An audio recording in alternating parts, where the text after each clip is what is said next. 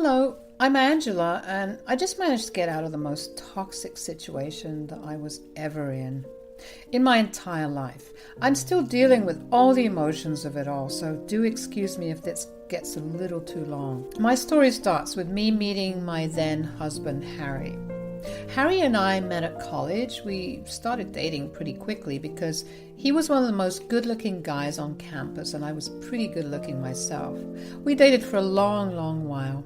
Harry proposed to me right after we graduated, and while I said yes, happily, we both knew that we needed to wait a little while longer before we actually got married.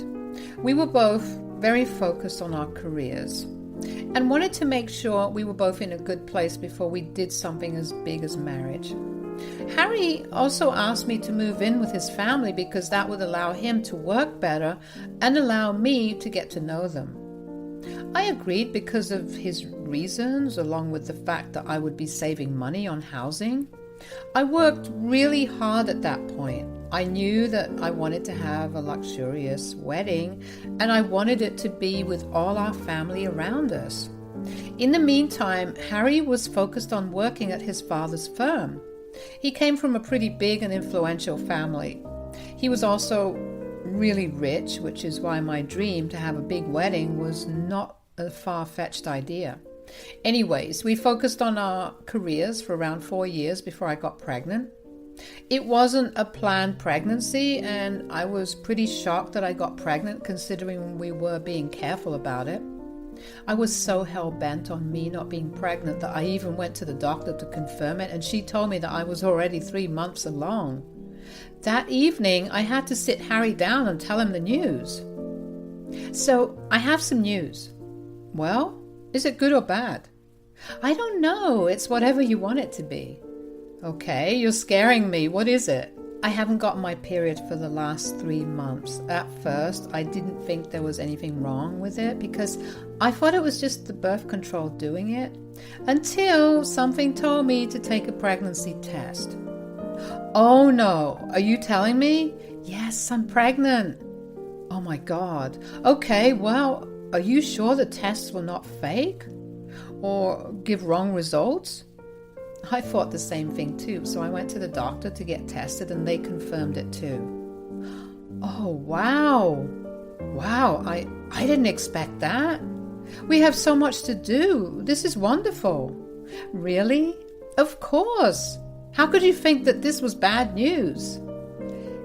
I didn't know how you'd take it. I mean, we were pretty focused on our careers and a baby would be a big bump in the road, literally. Well, I can assure you it's very, very good news. First things first, we have to get married. Finally! We immediately began planning for the big lavish wedding. Within the next 2 months, everything was set. We said our vows and we became husband and wife. Harry was very kind and gentle with me when I was pregnant. Even with the wedding planning and the wedding itself, Harry never left my side. He made sure I was comfortable while having a good time. However, after around 2.5 months of getting married, Harry's behavior began to change. He stopped looking after me. He stopped checking in on me. I tried to talk to him on multiple occasions, but he refused to tell me what was wrong. I eventually gave birth to my beautiful daughter, Petal. Harry hadn't been there when I was giving birth, and that only added to my pain. Thankfully, my mother-in-law, Lucy, was there with me. I was in the hospital for about a month after I gave birth due to a lot of complications after birth. I had a mini stroke and lost a lot of blood. Harry didn't visit me even once, and I was hurt beyond words can describe. What kind of husband leaves their wife to suffer that way? Anyway, Lucy told me a couple of weeks after I gave birth that Harry was going to perform a DNA test on Petal to see if she was really his. Apparently, he thought it was too suspicious that I suddenly got pregnant. Hearing that only made me feel even worse because I had never even once given him the chance to doubt my faithfulness. He conducted the test anyway, and it confirmed that Petal was his child. But by that point, Harry had checked out of being a father and husband for so long that he just found it more comfortable. Even after I returned back home, I tried to talk to him about it, but he told me he wanted nothing to do with either Petal or me. It was in this manner that Petal and I stayed for the next 7 years. It was a painful time for me, but there wasn't much I could do. Harry had made me quit my job when I was pregnant, and I had no savings to fall back on. Plus, Harry was doing well at his father's business, so I knew that he could provide for us. I only stayed in the house because I wanted to be with Petal without having to face any issues. He barely looked at Petal and my way. He would complain if I raised any issues with the household work or the lack of thereof. I learned very quickly that Harry was not the sweet-tempered man that I had known before.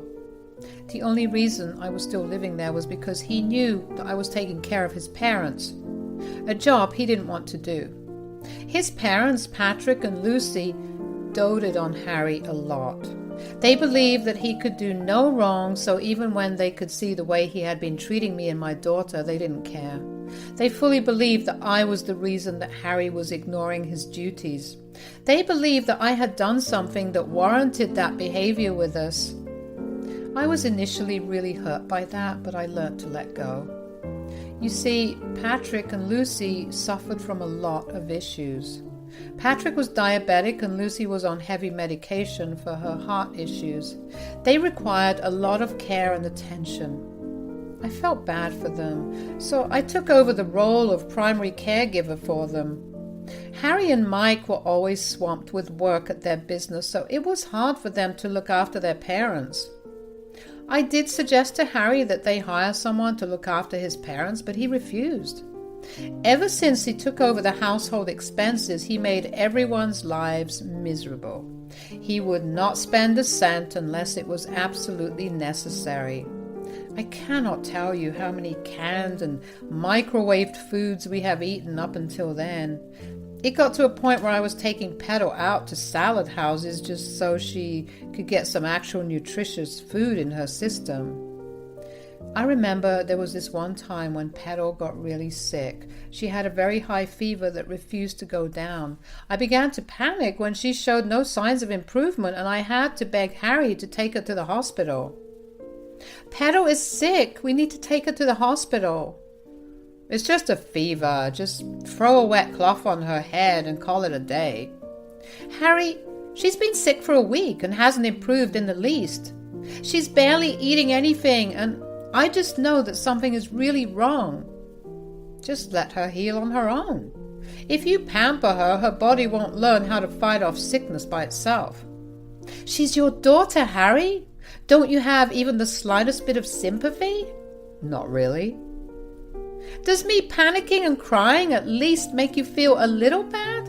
I'm literally just begging you to give me some money to take her to the hospital." "Do you even know how expensive hospitals are?" "That's right, you don't. You don't earn a cent, and you're just freeloading off of us. And you have the nerve to ask me for money to fund your expenses?" "Oh yeah? And whose fault is it that I'm not working? You forced me to not work after I gave birth. The least you can do is take some responsibility." "Look, after Petal was born, I realized just how much I detest domestic living, and I wanted to rid myself of you guys, but you guys stuck to me like glue and refused to leave. If it were up to me, I would have thrown you out a long time ago. You know what? Forget it. I don't even know why I bother with you." I walked away from him with tears in my eyes. As I was walking towards Petal's room, I bumped into Mike. He looked worried when he saw me crying. I quickly explained my situation to him, and he looked alarmed. He asked me to grab Petal and meet him in his car. I did just that, and as we were exiting the driveway, Harry ran after us, yelling at us for disobeying him and sabotaging our family expenses. Mike told him to stop being a heartless jerk and to just let the kid get the treatment she needed. Before Harry could reply, Mike drove away. My heart was pounding in fear for Petal. If Mike hadn't helped me, I probably would have asked a friend to lend me some money, and I would have had to pay them back eventually. I was really grateful to Mike, who, unlike his brother, actually had a heart. When we got Angela into the ER, they conducted a lot of tests on her and concluded that she had a severe case of hyperpyrexia, which is just a fancy way to say a really high fever caused by another issue. But since Petal was a child, her bigger arteries were all inflamed, making the fever even worse. She was made to stay in the hospital for another few days so they could monitor her and bring her temperature down. Every one of those days, Harry called me to tell me what a selfish person I was for taking Petal to the hospital after he already told me not to. The first day I got his call, I explained the situation to him, but he didn't care. The calls after that, I didn't care to listen to a word. Mike, on the other hand, was a godsend. He made sure to swing by the hospital every day, and he stayed with Petal for a few hours so I could go take a shower and eat a proper meal. He also brought a lot of Petal's toys for her to play with, and that made her really happy. Seeing her smiling and laughing after days of watching her suffer made me feel better about our situation. After Petal got discharged from the hospital, Mike actually began making an effort to make our lives easier. Before, he barely batted an eye at us because he was a big believer in minding his own business. He figured that we were Harry's mess to deal with. He treated us with respect but never actually checked to see how we were living with them. I remember when he took Petal and me out to the park one day. We watched Petal play around while the both of us ate ice creams. He seemed lost in thought and a little sad, so I asked him, "What's wrong? Why do you look so lost in thought?" "Oh, it's nothing. Come on, you helped me out when I most needed it. Let me at least be a shoulder to lean on for you."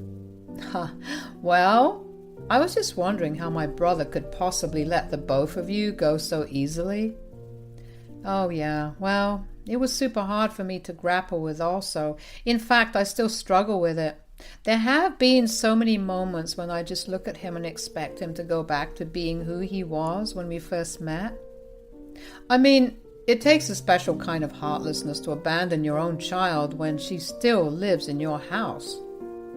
I've just learned to be grateful that he hasn't kicked us out. I mean, who would hire someone who hasn't worked for the last 7 years? I haven't even updated myself on all the changes that happen in my field. Why don't you try to find a job, though, even if it isn't in your field? Earning some money is better than earning no money, you know? You have no idea how badly I want to earn my own way, but I don't have the time to work. What do you mean? You could always work during the hours that Petal is in school, and if you need it, I can help you enroll her into a daycare where she can stay after school. You really are an angel, aren't you? While I really appreciate that, I can't take you up on that offer. Even if I'm not taking care of Petal, I'm taking care of your parents. Between that and cooking everyone's meals and cleaning the house, I have 0 time to do anything else. Oh man, I completely forgot about everything else you've been doing for us. Oh my God. I'm so sorry that I turned a blind eye towards you for so long. I promise I'll help you out and make your days easier. I'll even help set you up with a job. I was surprised by how apologetic Mike was. In those months, I just learned to live as if I was invisible. To actually get recognized for all the work I had been doing made me feel really happy.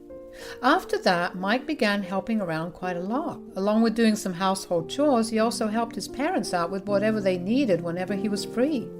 This allowed them to spend more time as a family as well. Mike also got me set up with a desk job at one of his friends' companies. It wasn't a lot of money, but it was honestly more than enough for me to be able to move out and get my own place in a couple of months.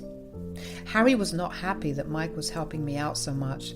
He constantly brought up how Mike was spending the family money on people who didn't deserve it. The first time that happened, Mike lost it at Harry. They got into a very heated argument that almost turned physical had I not stepped in.